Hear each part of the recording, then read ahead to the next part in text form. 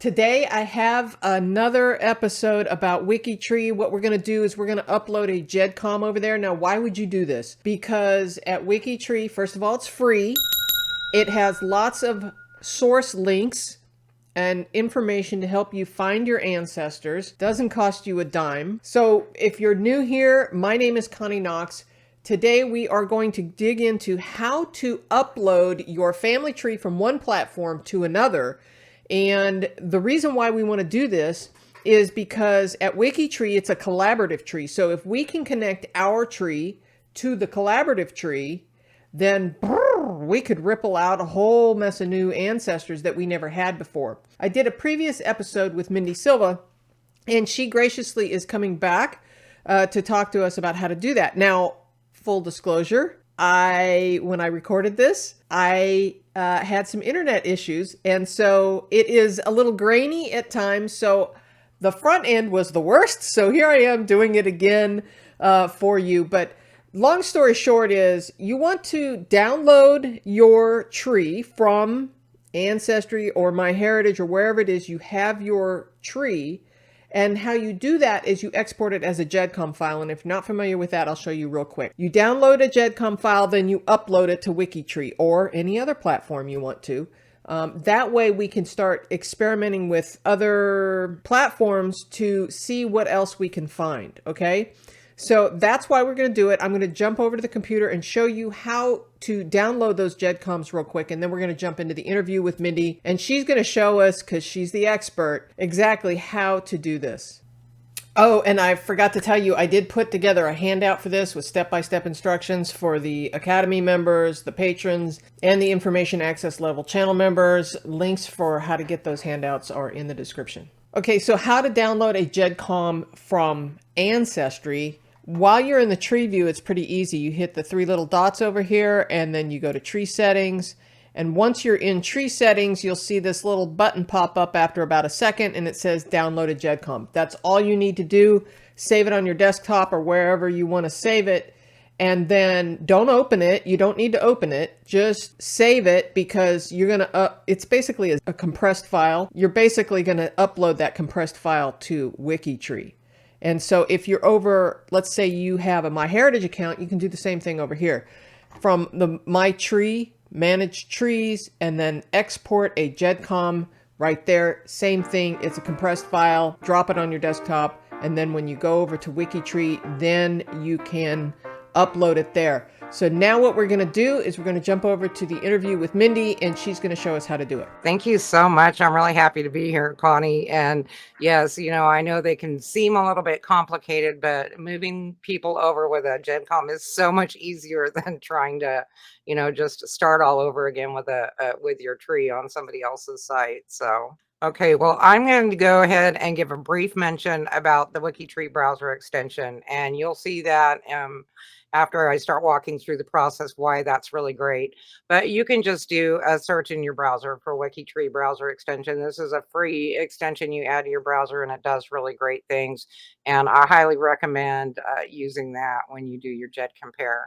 Now, anywhere from the WikiTree site, you can go to your My WikiTree menu and go to GEDComs. And this is where you're going to find that file that Connie told you to go ahead and download from another site. So upload a GEDCom, you just want to choose the file. Now here you want to go to, the folder that you have it saved in, if you already have it saved in downloads, and click on upload GEDCom, chosen GEDCom file. It's going to take a little bit, and it'll tell you like waiting or, still processing. But you'll get an email. Sometimes it takes like an hour, sometimes less, sometimes more. But you'll get an email saying, hey, your GEDCom report is now ready to look at. And you can go in here where it says GEDCompare report. Once that shows up, it's all ready for you. Now, the GEDCom Compare is the app that you were just talking about a moment ago, right? No, GEDCompare is actually a process on WikiTree. So what we do is, because there's only one profile per person, we don't want, 3 profiles out there for your grandfather, William Heath. We only want one. So Right. everybody doesn't have their own individual trees, and this gives you a chance to see if those people are already on WikiTree, which, Got it. is a great time saver, because if you get your first few generations in, you may find out that a lot of your relatives are already on WikiTree somewhere. And actually, that's a good thing if they are, because then you may Yes. find a whole mess of new ancestors you didn't know about. Now, once you do that, you're not going to have these add buttons. What you're going to have is you're still going to have these search and compare buttons. So, if I pick somebody here and say it says Stephen Douglas and I want to go ahead and search, then I can look and see and go, oh, wait a minute, that person is already there. And there is a compare button. Now, it's kind of tricky because it doesn't look like it's done anything now that I've clicked on it. But when you go back to the report, it'll bring up the one on the left is your person, and the one on the right is the one that's already on WikiTree. So here you can check the birth dates, who the parents are, siblings. Sometimes it'll just have the spouse, and see, okay, is that the person or is that not the person? And you want to go ahead and click match to that person if it's definitely the right person.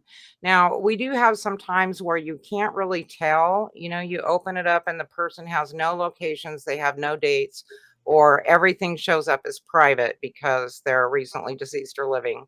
And, we're not asking you to know 100% that that person is or isn't on WikiTree. But if there's enough information for you to tell, oh, Stephen Millard definitely is on WikiTree already, we want you to go ahead and click match on that. And then, it's going to ask you to do this a certain amount of time for a percentage of your people. And we may be changing that process, but right now it wants you to go through all of it. And it'll show suggested ones. So also, instead of add, you'll have a suggested button. You'll want to click on that and it'll bring up that same screen, and you can compare and go, oh no. And I laugh sometimes because I'll say, oh, okay, my Stephen Millard in California, and it'll bring up a Stephen Millard in Australia or Germany or something. That's obviously not the same person. You just go through and reject those. It really doesn't take that long. It's just a matter of a little bit of patience.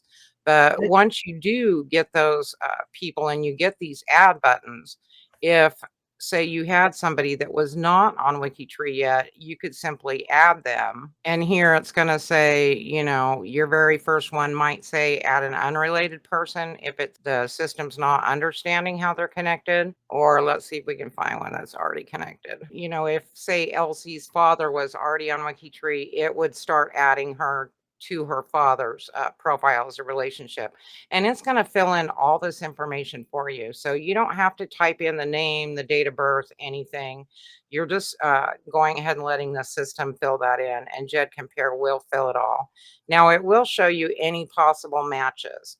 So once again, if it brings up somebody and it looks like it might be the same person, then go ahead and say, oh, this is the person, and click on that, and it'll let you merge your information. But if not, you want to say none of these is a match, and it'll take you to this add screen. And the nice thing it is if you have sources on that profile, it will go ahead and fill them in for you. And I don't think our system was as good at doing that before, but it's pretty efficient with it now. The Let only me thing, ask a quick question. go ahead. When you're importing this stuff, does it import the records? Well, I know it doesn't actually import the records, but like where the sources are, the 1940 census, that Yes. kind of stuff? It Yes. does. Yes. Cool. Yeah, so it's really doing everything for you except for writing this biography. Okay, so now I've added Stephen Douglas, and you can see that, he's attached to his family members and whatnot. And this is the only thing that I don't really care for, and this is why I recommend the WikiTree browser extension, and I'm going to show you why. Now, when it imported it, here you can see I didn't add these, Connie. This is what the Gedcom brought in. So there's an 1880 census in Crawford, Kansas that he was in. It shows additional records that he was in, but the biography is just basically kind of a list of information that it brought in Sometimes it's just really confusing stuff and it doesn't really make sense. Sometimes it's a list of their dates or whatever. But now I have the WikiTree browser extension, so I'm going to go to edit mode of Mr. Stephen Douglas Millar that I just added. And there's going to be this really cool AGC button, and that's an automatic GEDCom cleaner is what that is. And And where is colorful. this exactly? This is in edit mode, so Okay. I'm on his edit tab. Okay. And where I would scroll down and normally type in his biography, there's a button right above it. So now when I click that up, and I'm going to go ahead and save it and show you what it did. Now when I look at his biography, it has nice sentences. Stephen was born on this date in Crawford, Kansas. He was the son of. It puts the links in there. You don't have to figure out how to do the markup to get the links. There was an 1880 census attached when the GEDCompare uploaded, so it went ahead and put how old he was, where he was living, what his marital status was, and that he was son to the head of the household. So it puts a really nice little starter biography for you with the click of a button. Really easy to use. So I see there are footnote references there. Where are those footnotes? Oh, if you scroll down further, this is where the sources will be. Oh, beautiful. Thank you. Yeah. And so it gives you, full citations, whatever you bring in.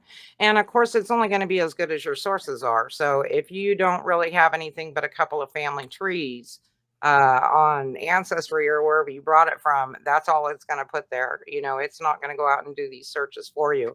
But if you happen to have a list of sources attached to your profile on the other side, it'll bring them all in. And then the other thing it does is it puts these really handy notes on here. Now, sometimes they're not anything, but sometimes they're little clues for you. So this says there's additional sources that you need to check that don't have facts or dates with them. So it could be, the birth of their children or something like that. Another thing it'll point out is if they were married, but there's no children attached. And it'll say you may want to look for children. This person likely had some, he was married. So just helpful little things. And then you can just delete those out when you've looked at that issue. Okay, well, this is super helpful. So we have to do this one ancestor at a time, kind of go through, make sure that they're not already on the tree. I know briefly we talked before we started this recording that there are other third-party softwares where we can separate branches if we only want to put up certain branches. I think, is it Roots Magic? I think does it. I think. Yeah, I recommend to people the Roots Magic free software. It's a free download. It's not overly intuitive. You can use it and it'll split it into manageable hunks. So, we have people that come to WikiTree and we do have a limit of 5,000 people in your Okay. GEDCom. There is a limit of 5,000 and really you don't want it to be that big anyways. Because you stop and think about it, you're doing this and you're doing this GEDCompare process and you don't want to have to go through 5,000 people before you can add your grandparents, so Right. I recommend splitting it into a smaller, pick 1,000 people and, or even 500 people, work on that, get the hang of it, get those people added in. And then when you get ready to split it again, you can go in and say, okay, now I want only the ancestors of this great grandfather, and it'll pull in just those branches and you can do this process again and do another GEDCom. Well, the cool part about WikiTree's process, as I learned when we did the WikiTree challenge a couple years ago, that boy, once you connect your little branch of the tree to the bigger tree, all of a sudden you can have hundreds of ancestors you didn't know about connected. And I love the fact that WikiTree kind of makes sure that you have sources and that you're not just automatically adding people without some sort of source material on there. Once again, it's just kind of having the patience. People get excited when they upload it and they want it to be ready that second. But, let it upload and do its thing. Go do something, go read the forum or work on something else and come back. And, it's really not that bad of a process and it's really efficient. You don't want to go out and create profiles and waste your time if they're already on WikiTree. So it helps you find those. And what was this extension you were talking about again? Okay, so if you do a search, it'll come up first thing, WikiTree browser extension. And you can add this to Chrome. You can add it to Safari or Firefox. I think they're still working on the Safari version. But if you look at the page on here, they'll give you the information about it and it has installation instructions. So if you open this, it'll just be a one-click button to add to Chrome. It gives you the link to add it to Firefox, and here it shows they're still testing for Safari, so they're still working on that one. But these are just things that work within your browser. So once you install it, you don't have to do anything else with it. It just functions. And it gives you all kinds of cool buttons like that AGC button that we saw that cleans up the GEDCom clutter. You answered my question before I could ask it, but thank you. So I was basically like, okay, why again do we want to do this? That was very helpful. If they're looking for help online, I want to think that there is it the G2G help area on the website? Yes. If you're anywhere on the site, you can go up to the help menu and you'll see a forum, G2G, and that stands for genealogist to genealogist. And this will have any recent questions and answers. So you can do a search if you want and say, you know, GEDCom, and see if anybody else has maybe had the same problem you're having. Or you can click on this box right here, I need help. And it's going to let you go ahead and give further details on what the problem is that you're having, or what questions you have about it. Like, oh, I forgot to do what to do when I get to this step. You can ask whatever you want in here, and then you just click on ask the question. And there's so many helpful people in our community, Connie. There's always people that are just watching this forum and answering questions. Isn't the genealogy community so awesome? I mean, everybody's always jumping in and helping. It is. It's great. I love it. Thank you, Mindy, for the help. We really appreciate it. And just as a reminder, there is a handout for this episode. Links for how to get the handout are in the description box below. And well, there are more videos on the screen for your binge watching pleasure. And, you know, consider joining the Genealogy TV Academy. We'll see you next time.